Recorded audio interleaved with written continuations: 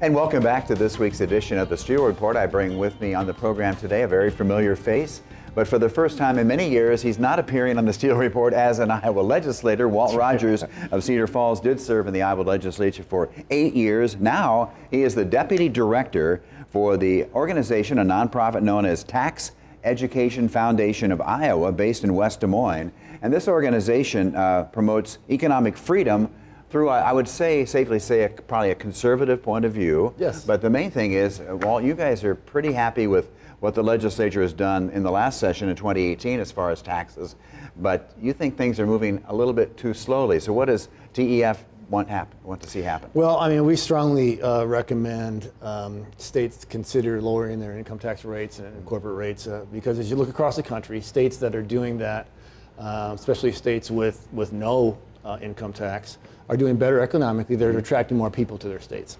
So, I mean, it's pretty clear that the states that are doing that are doing well.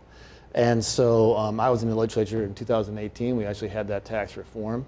Some good things that happened with that. But part of that was involving the triggers that took place that are waiting for certain revenue triggers to take place in the next couple of years. Where we're sitting in a pretty good financial place in the state of Iowa. We got $300 million in our above and beyond our reserve funds.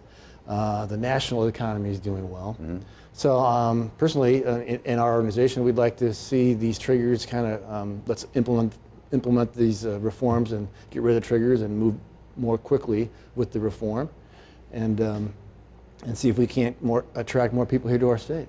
In fact, your organization, Tax Education Foundation of Iowa, has already run some extensive numbers, and I think all of your numbers show that Iowa could increase its revenues and increase the prosperity of Iowans by taking these tax cuts at the corporate level, because the Iowa corporation rate is pretty high, isn't it? Yeah, it is. One of the highest in the nation, and then cutting local income taxes as well, individual income taxes. Yeah, in fact, we've done several runs, and in every case, Iowans with a median family in the state of Iowa would have more money in their pocket. And corporations would do better. And we all know that's just better for our state, better for getting people to come to Iowa. And a lot of us, especially if you've been in the legislature for a lot of years, knows that our population has been pretty stagnant in the state. And so we're looking for ways to bring people here. And it really is pretty simple. Lowering tax rates does that. In fact, two leaders in the Iowa legislature, Senator Jack Whitver and Representative Matt Winchell, recently said at a Des Moines event, when asked what they want to see in this next session, they both said they want to see income tax rates lowered. Mm-hmm. So they know that is good for Iowa, and so do we, and so we'd like to see that too. And of course, there's always that talk about let's raise the local option sales or the actual sales tax a penny. And has your group taken a look at that too? Are you in favor of increasing the sales tax at 1 penny? Well, all of our scenarios involve increasing the sales tax. Okay. They also talk about something that probably wasn't mentioned as thoroughly as it could have been in our report, is broadening the sales tax base. So, in fact, what I want legislators to do is look at all the different scenarios and maybe not take one specific one, but look at all the different possibilities and put together what's best for Iowa. I believe one thing that's better for Iowa, maybe it would be broadening the sales tax base. For instance, in Iowa, we don't tax attorney fees, we don't tax engineering fees, we don't tax private air flights in the state, we don't tax lobbyist fees at the Capitol. So those are things that we could tax that would broaden the tax base, wouldn't have to raise any rate on the sales tax, and you could still lower the corporate and the income tax rates. And we'd, in our report shows, if we just broaden the base, there's over $1 billion out there if we broaden the base on sales tax that we could raise the revenue on. I was noticing on the Tax Education Foundation of Iowa website, I was looking and it said, smaller government, smarter solutions. Yes. Gosh, that sounds like an old slogan a friend of mine used to use when he was running for office. I was very happy when they hired me. I think that's one reason they took a look at who I was and what I stood for, and they said, hey, let's continue this idea because we believe in that too, smaller government, smarter solutions. And so yeah, that's our tagline. But really our goal is to help every single Iowan achieve the American dream. That's what we want to do. And we believe we can do that through good economics, good sound tax policy in the state. We can bring more people here. You know, another friend of mine, it was your adversary for many years, Jeff Danielson. Both of you now have left the legislature to pursue other things outside of that. And Jeff in the wind industry now, of course. And were you surprised by that at all? No, not at all. I mean, you know, Jeff is very thorough, and I knew once he left the legislature, he was going to be working in some opportunity that utilized his gifts and talents. So I'm glad to see that. You know, and you know, when you're a legislator and you've been in there for a long time, you gain a lot of knowledge, and that knowledge helps us into the next level of what we're doing. And I'm glad I'm still in the fight for helping Iowans. So to get your plan through the legislature, someone has to be listening. Is anybody listening to the plans of TEF about asking to lower the individual income tax rates and the corporate rates? Well, I hope so.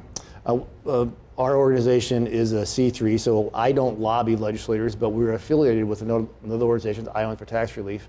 And they can lobby legislators and talk about this. I also can educate people. Legislators can reach out to me and say, hey, tell me more about that tax plan.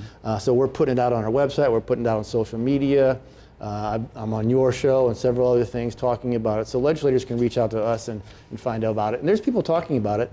I happen to know that the governor's office is looking at different runs for potential tax decreases.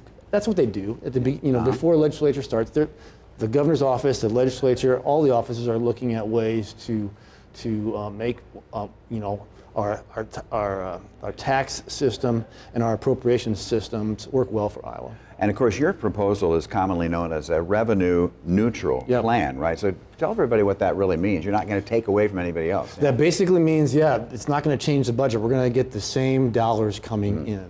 And so when if you say you take the sales tax base and broaden it, you're going to have more sales tax dollars. You can then lower the income tax rates and the corporate rates commensurately the same amount and get the same dollars in. Now, why we like a sales tax broadening or increasing is because it's just a better tax. It's more reliable when we have an economic downturn.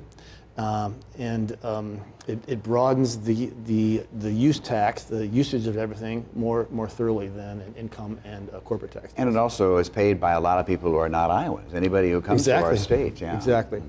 So as you look at the runs that we've done, actually a median family, $60,000, mom and dad, 2 kids, potentially in the most aggressive scenario could get another $1,250 a month or a year in their pocketbook. So that's a good thing. That goes straight back into our economy. Yeah, so real quickly as we wrap things up here, key issues of the legislative session, what do you think?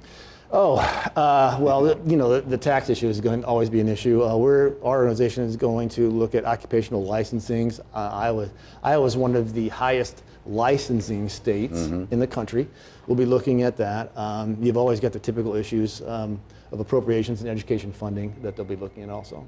All right, so it's always interesting, though, and Walt, it's great to have you on the program. I really appreciate it. Thank you very much, Walt Rogers. Thanks for having me, Ron.